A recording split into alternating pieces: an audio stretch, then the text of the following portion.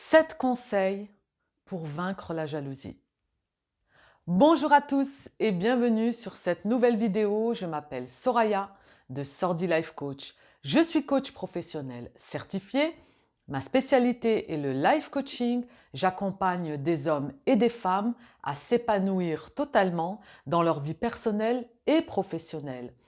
D'où également mon expertise en coaching de jalousie. Ensemble, nous irons au-delà de votre personnalité.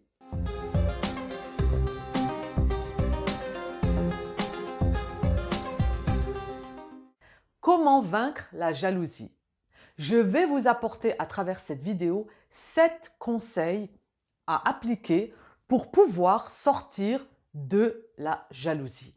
Avant de commencer cette vidéo, je vous invite à vous abonner à cette chaîne juste en dessous sur la petite cloche, à mettre un petit pouce bleu, un petit like et de la partager. La jalousie, c'est l'une de mes expertises en coaching. J'accompagne régulièrement des hommes et des femmes autour du coaching en jalousie. Donc, si vous souhaitez vous faire accompagner sur ce sentiment qui risque de polluer votre vie, d'être toxique au quotidien, n'hésitez pas à me contacter.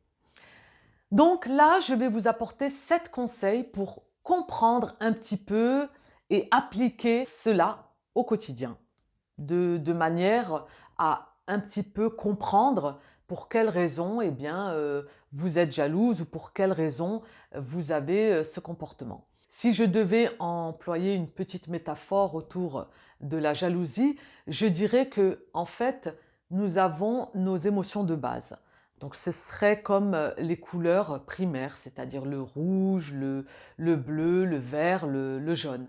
Et en fait, nos émotions de base, que ce soit la colère, la peur ou la tristesse, et bien ensuite, quand on va mélanger ces couleurs, ça va nous apporter des émotions secondaires. Eh bien, la jalousie, elle est justement associée à une multitude d'émotions. Donc, ça peut être de la peur, de la colère, de la tristesse, mais également de la honte, de l'humiliation, un manque d'affection. Enfin, il y a énormément d'émotions qui y sont associées. Donc voilà, la jalousie, c'est une émotion secondaire parce qu'elle est forcément rattachée à une émotion primaire. Et bien d'autres encore. Alors, nous allons commencer par le premier conseil. Alors, le premier conseil que je peux vous donner pour comprendre cette jalousie qui peut être quotidienne, qui peut se retrouver bien sûr dans votre couple, elle peut se retrouver dans votre domaine amical, dans votre domaine professionnel, mais il est vrai que la jalousie, quand on parle de jalousie en général, on met au premier plan le domaine amoureux parce que c'est souvent une émotion qu'on a tous ressentie, on va pas se cacher, on a tous ressenti, c'est une émotion qui est humaine, elle fait partie de nous, mais ensuite, il faut bien l'orienter si elle est passagère et puis sur le moment, mais qui ne fait pas souffrir, eh bien, on va dire qu'elle est naturelle. Mais ensuite, si vous voulez, l'autre côté de la jalousie, c'est quand elle commence à être persistante, quand elle commence à être maladive, quand elle commence à être vraiment étouffante. Là, il faut vraiment la traiter en profondeur. Donc, le premier conseil, c'est de prendre conscience que nous sommes jaloux et non d'être dans le déni. C'est-à-dire que se le dire, c'est oui, je suis jalouse. C'est comme ça, j'exprime de la jalousie à travers mon compagnon, à travers des collègues, ça m'insupporte. Je suis comme cela. Donc le fait déjà d'en prendre conscience, c'est un début de travail qu'on peut faire sur soi. Au niveau du second conseil, eh bien, c'est de comprendre ses peurs. Parce que la jalousie, elle est liée forcément à la peur de perdre l'être cher, une peur d'insécurité. Donc, de mettre à plat et d'essayer de comprendre quelles sont ces peurs. Et bien sûr, là, en général, on n'arrive pas à les trouver soi-même.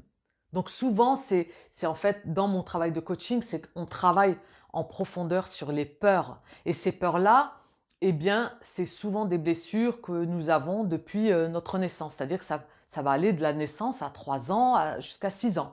Donc vous voyez, c'est vraiment dans l'enfance qu'il y a plein de programmes qui se sont installés. Et si on ne les travaille pas, ben, ils reviennent jouer dans notre vie et par rapport à des relations.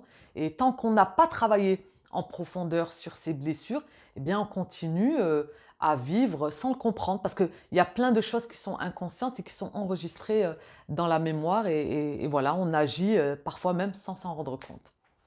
Donc, au niveau donc toujours de ces peurs, eh bien de se faire accompagner, bien évidemment, et aussi, si vous ne souhaitez pas vous faire accompagner, du moins déjà de les mettre par écrit. Vous voyez, de les noter et d'essayer de voir qu'est-ce qui vous fait peur à travers l'autre, à travers le fait de le perdre. Finalement, vous allez perdre quoi? Donc, le mettre par écrit, ça peut vous aider. Ensuite, au niveau du troisième conseil, eh bien, je dirais que c'est fondamental, c'est de communiquer. Communiquer avec la personne que vous jalousez, tout simplement. Donc, si c'est dans le couple, eh bien, votre partenaire ou votre compagne, en tout cas, de mettre à plat, de verbaliser, de mettre les mots. Pour quelles raisons vous avez peur? Pourquoi vous n'êtes pas tranquille quand il franchit ou elle franchit la porte et qu'elle va à l'extérieur, quand elle est avec des amis, il ou elle? Donc, de parler, de verbaliser, de communiquer, c'est très important parce que ça va permettre quand même d'atténuer cette jalousie qui, bien évidemment, est souvent infondée parce qu'elle est irréelle, elle vous ramène à vous. Mais ça, c'est dans d'autres vidéos parce que, comme dit, le sujet de la jalousie est très vaste. Donc, ça permet aussi de remettre les choses au clair parce que dans un couple, on doit rester libre, on doit se respecter, il doit y avoir de la confiance. Donc là, je ne vais pas vous refaire une analyse sur le couple. J'ai une vidéo justement sur la jalousie dans le couple que je vous invite à regarder. Mais voilà, c'est en fait de mettre en place un climat de confiance, de communication. Le quatrième conseil est très important, c'est de s'occuper de soi. C'est vraiment de s'occuper de sa petite personne, de faire des activités, de penser à soi et cesser de penser constamment à l'autre, de toujours tourner à l'extérieur, de vous rendre malade. Parfois, après là, c'est de la jalousie maladive. Il y a également une vidéo sur les jalousies maladives. Donc là, c'est vraiment de retourner vers soi, de penser à soi, de s'occuper, de sortir, de faire des activités. Vous voyez, de vous changer les idées et de vous mettre en connexion avec vous-même plutôt que de vivre toujours à travers l'autre. Ensuite, le cinquième conseil, ça rejoint un petit peu étroitement la communication. Et bien là, c'est d'en parler, mais d'exprimer vos ressentis. Ce que vous ressentez vraiment. Quand il ou elle part, à ce moment-là, je ressens cette colère ou cette tristesse. Pour quelle raison? Et le fait d'exprimer vos ressentis, eh bien, ça va permettre de mettre les mots. C'est très important de verbaliser, de faire ressortir ces émotions alliées à la jalousie. Le sixième conseil, c'est d'arrêter de se comparer. Arrêtez de vous comparer, toujours en vous dénigrant, bien sûr. L'autre, elle est plus belle que moi, ou il est mieux que moi, tout le temps. C'est que dans du négatif. Chacun est unique. On a tous une beauté en nous. Tous, tels qu'on soit sur la planète, nous sommes tous des êtres humains. Après, bien sûr, il y a des personnes physiquement qui sont plus attirantes que d'autres, mais ça reste de l'apparence. Mais qui vous êtes vous réellement à l'intérieur? Vous ne pouvez pas vous comparer à X ou Y. Chacun est à part, chacun est unique. Donc, on cesse de se comparer, ça ne sert à rien. Si la seule chose que vous réussirez à faire, eh bien, c'est de vous rabaisser encore plus, de rentrer encore plus dans l'humiliation, de vous taper dessus, et c'est pas du tout positif. Donc, on arrête de se comparer. Ou alors, si on doit se comparer, ben, on se compare à une personne qui est extraordinaire, et puis on se donne le challenge d'être comme elle, de mettre les moyens pour augmenter sa manière d'être et être encore plus, mais dans une énergie positive. À ce moment-là, oui, ok, je suis d'accord pour la comparaison. Mais voilà, souvent, ce n'est pas le cas. C'est plutôt dans le sens inverse, négatif. Et enfin, le 7e conseil que je peux vous donner, eh bien, c'est d'arrêter d'interpréter. Arrêtez d'interpréter tout et n'importe quoi. Mon compagnon, ma compagne est sortie, elle a 5 minutes de retard, elle est peut-être avec quelqu'un, il est peut-être avec quelqu'un, c'est pas normal, on se monte un scénario, on interprète tout, même les mots, même, on va parfois même prêcher le faux pour savoir le vrai, parce qu'on est dans notre scénario. Donc là, il faut arrêter d'interpréter, prendre les choses telles qu'elles sont et stopper ce mental-là qui vous amène vers des émotions négatives. Donc forcément, quand vous allez arrêter d'interpréter, vous allez être dans une réalité parce qu'en fait, quand vous allez interpréter, vous êtes déconnecté de la réalité. Vous êtes dans votre scénario, vous êtes dans votre film. C'est véridique. Donc là, ça rejoint une jalousie maladive, notamment celle de la jalousie délirante, qui est une pathologie et qui est d'ailleurs une jalousie sévère. Donc là, on cesse de rentrer dans un délire et on arrête d'interpréter. Voilà.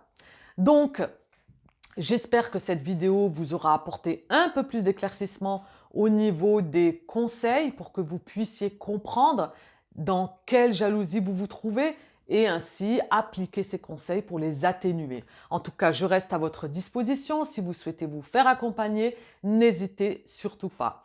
Je vous remercie d'avoir suivi cette vidéo. Je vous invite à vous abonner à cette chaîne si ce n'est pas encore fait, à mettre un petit pouce bleu, un petit like et de la partager. Vous pouvez également, si vous le souhaitez, cliquez sur le lien juste en dessous pour répondre au quiz et recevoir dans votre boîte mail l'alphabet de motivation en coaching. Je vous dis à très vite pour de prochaines aventures en vidéo et n'oubliez pas que la clé est en vous. Bye!